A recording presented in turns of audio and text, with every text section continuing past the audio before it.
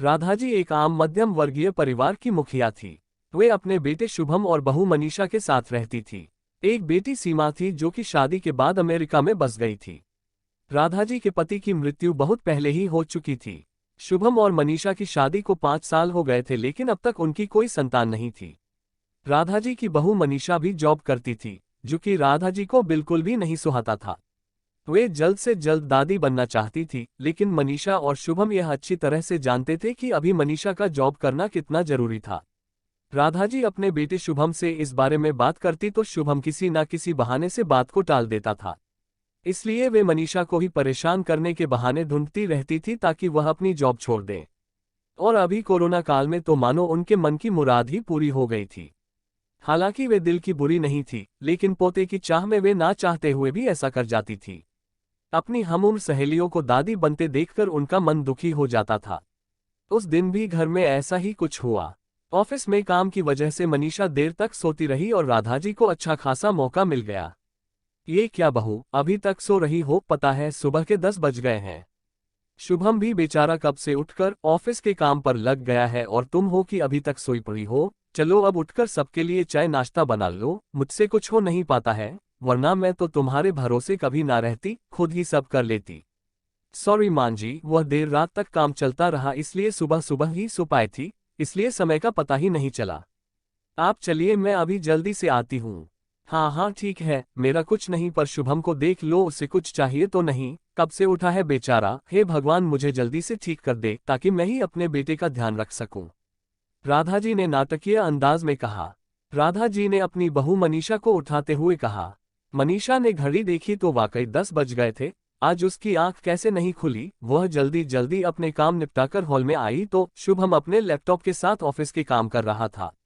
उसने किचन में जाकर चाय नाश्ता बनाया और फिर रात के बर्तन साफ किए और झाड़ू पोंछा करके नहाने चली गई।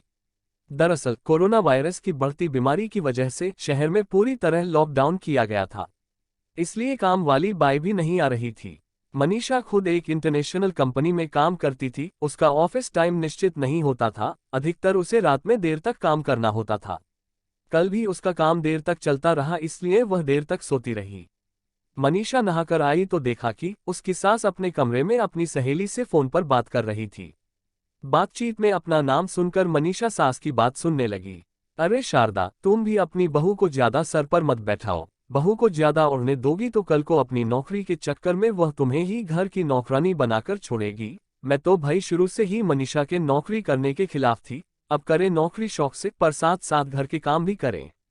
मैं तो बदन दर्द का बहाना बनाकर बैठ जाती हूँ, नहीं तो सारे काम का बोझ मेरे सिर पर आ गिरता। मैं कोई मुफ्त की नौकरानी थोड़े ही हूँ। मैं तो कहती हूँ तुम भी यही किया करो। सास की बात सुनकर मनीषा की आंखों में आंसू आ गए। वह जिस सास को बीमार समझकर उनकी दिन रात सेवा करती है, उन्हें एक ग्लास तक उठाने नहीं देती है, सारा दिन घर का और रात को ऑफिस का काम करके थकान से चूर होकर भी उफ तक नहीं करती, उसका ये फल मिला है उससे। माना वे मेरी नौकरी के खिलाफ है, मगर यदि घर की किश्त नहीं होती तो वह भी कभी नौकरी नहीं करती। शुभम का बोझ कम करने के लिए ही तो वह नौकरी कर रही थी। खैर अभी के मुश्किल समय में वह सास से किसी भी बात पर बहस नहीं करना चाहती थी जिससे घर का माहौल खराब हो, इसलिए वह उनकी बात को नजरअंदाज करके वहां से चली गई। लेकिन उसकी नजरों में राधाजी की इज्जत जरूर कम हो गई थी। दूसरे दिन सुबह सुबह राधाजी की बेटी सीमा का अमेरिका से फोन आ गया। सीमा की सास उसके पास अमेरिका आई हुई थी। आदत के अनुसार राधाजी ने जैसे ही सीमा की सास की बुराई करनी चाही, वैसे ही सीमा ने उन्हें डपट दिया। माँ, आप बिल्कुल भी मांझी के बारे में अनाप शनाप नहीं बोलेगी। पता है आपके चक्कर में आकर मैंने उनके साथ कितना बुरा व्यवहार किया था, लेकिन आज मुझे उनकी कीमत पता चल गई है। तुम तो उनके यहाँ पर आने के कितने खिलाफ थी, मगर आज अगर वे यहाँ नहीं होती ना माँ, तो ना जाने हमारा क्या हाल होता। तुम्हें तो पता ही है कि मेरा नौकरी करना कितना जरूरी है। कोरोना ने यहाँ भी ऐसा कहर ढाया है कि घर से ही सब करना पड़ रहा है। किट्टू का बेबी केयर सेंटर भी बंद है। मैं और राजेश फुल टाइम बिजी रहते हैं। ऐसे में माँ मांझी ने अकेले ही किट्टू के साथ साथ पूरे घर का सारा काम संभाला हुआ है। मुझे कुछ भी नहीं करने देती है।